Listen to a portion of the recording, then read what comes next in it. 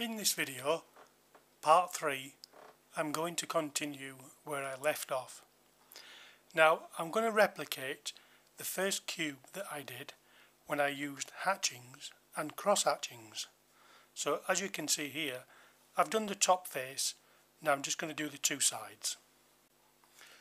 I'm using just one of these pens.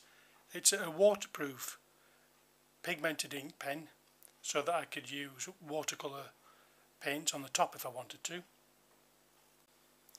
Now as a reminder, just in order to get the line straight as we can, if we go down the middle, that'll give us a guide. And then if you halve that, and then halve that,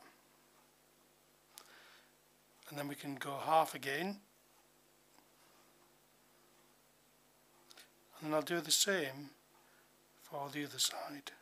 So we've roughly got the same amount of lines.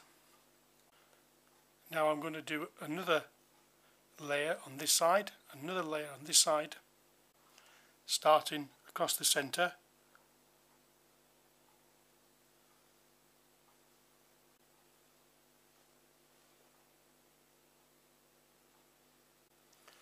So as you can see, the lines are not perfect. Here you can see I've sloped down there as I'm trying to reach across the tripod.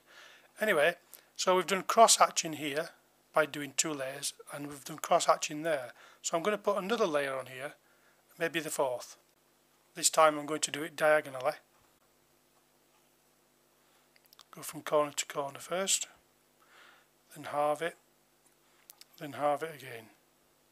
When we can't reach a full line, just go halfway like this, down and meet it from the other side. Now, same here, I'm going to go from that corner to that corner. See, I've stopped and I'm going to come back and try and meet it. Again, there, there, and there. So I've added in some more lines on this side just to make it a little bit darker. And then we can add another one, go vertical again, try to go in between the previous lines.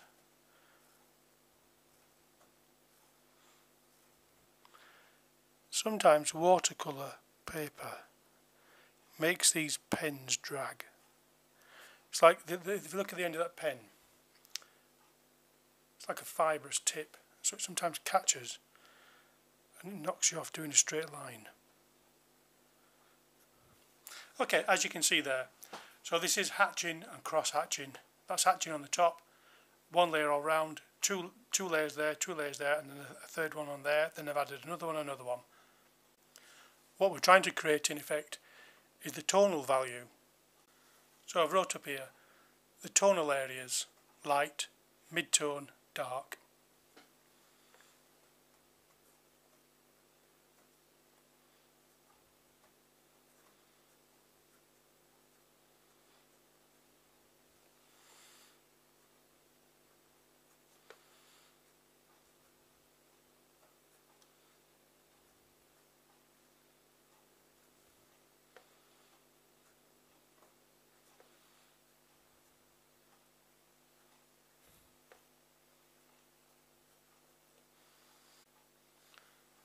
And I've wrote in here lightest, mid-tone, dark side.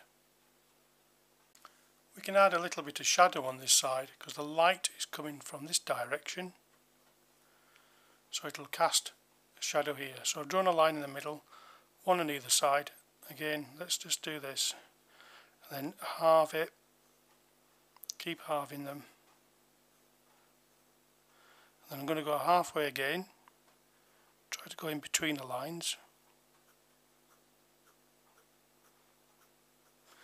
I'm going to do a bit of cross hatching, gradually spreading the lines out and going thinner. And I'm going to go a little bit diagonal, this way. It's just to darken this area up nearer to the cube. Okay, so that's good enough just to give us a bit of a shadow there.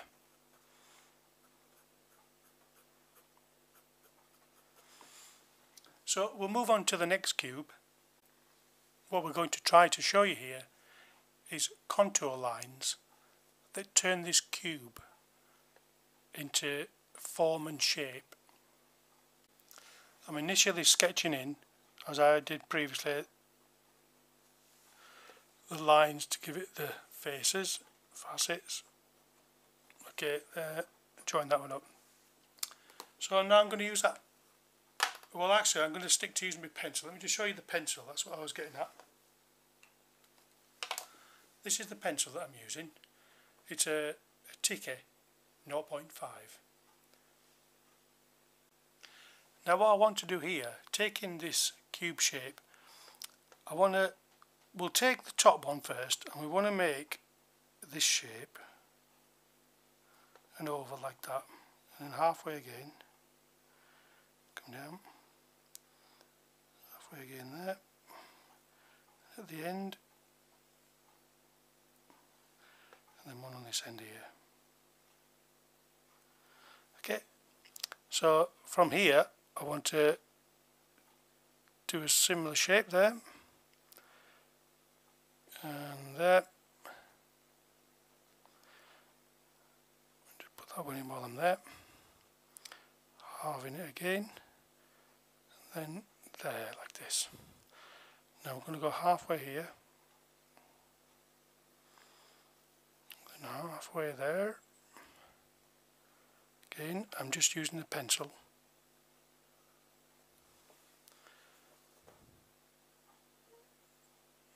So I'm going to go from using the pencil now to using the pen. So I'm just going to mark in these lines here, straight lines, that one, this one coming down here, and this one at the back. Whoops, went off a bit skew-whiffy there. Now, starting at the back, we're going back over them pencil lines. Where the pencil lines originally go a bit skew-whiffy, we can try to correct them when using this ink pen at this stage. So I've put in the contour lines there, and I'm just going to put some vertical lines, a little bit of shading here, as if we've got a bit of a flat face on there. A little bit of horizontal.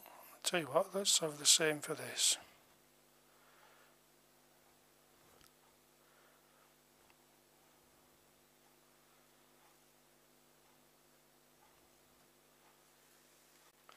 Once the ink is dry, I'm just going to use one of these erasers and make sure, see that pencil lead there, I'm going to rub that off first on my jeans. There, it's more or less gone. I'm going to use all the side there, all this edge here, because I'm going to rub out the previous pencil lines.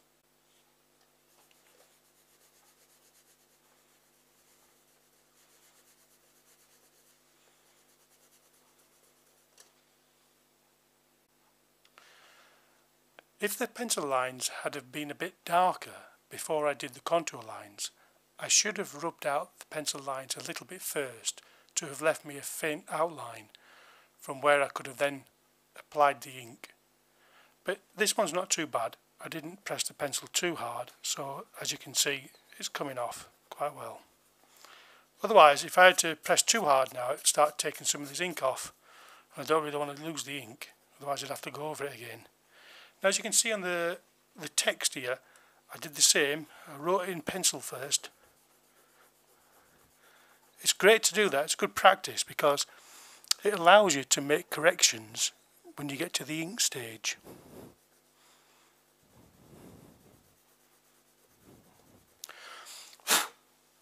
So there we go. In this cube, let me just draw this vertical line in freehand. I want to do stipple dots. Again, it's just a way of creating the tonal areas and tonal values. The values, the light, mid-tone and darker side of the cube. Stippling does take quite a bit of patience because it takes quite a while, but sometimes the effect is very good.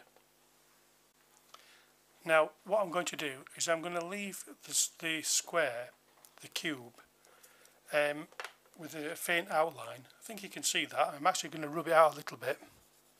I'm using all the face of the eraser, look. I'm going to draw it back in when I do the ink stage, but I want to put the dots in first. Now it's good practice, if you remember to do this, to erase the graphite first, just to leave you a faint outline. Now you probably can't see that on the camera. Anyway, what I want to explain is the type of ink pen that again I'm using. I always elect to use the waterproof pigmented ink, just in case I want to colour over the top of it with watercolour paints. Now this one's only a 0.2, which is pretty small, so I'm going to go and get another pen bigger than this, and then the stipplings will fill in a lot quicker for the demonstration purposes.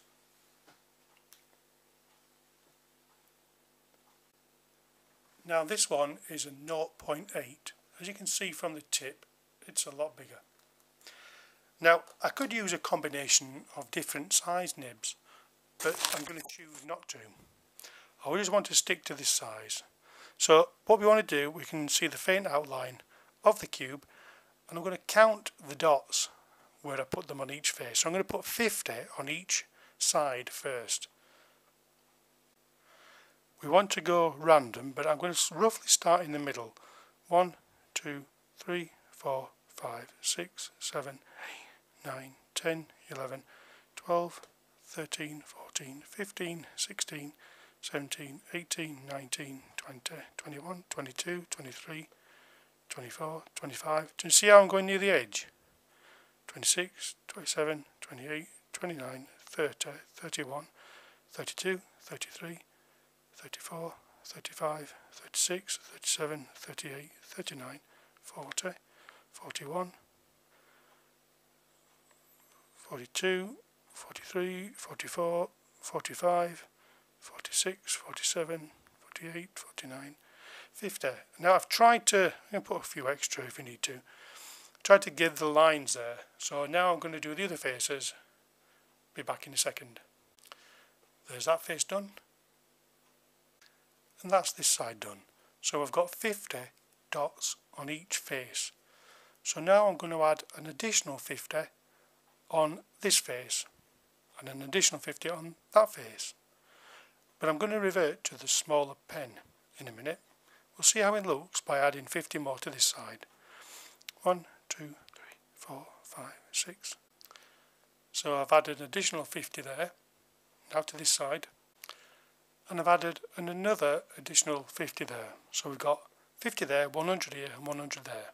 So I'm going to add another 50 to this side. So that's another 50. So we've got 150 on here. 50, 100 and 150. Now I'm going to add in the lines. But for now, just take a look. You can see the tonal values. We've got the light side,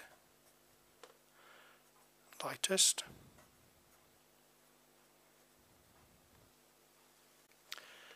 mid-tone and the darkest side.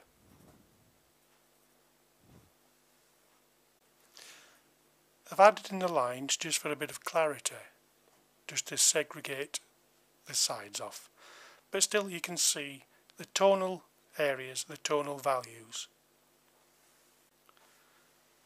In the next lesson, which will be a continuation of this, I will be doing 3 more cubes with further techniques. Look out for it. Click on like if you like the video. Subscribe, and I'll see you soon.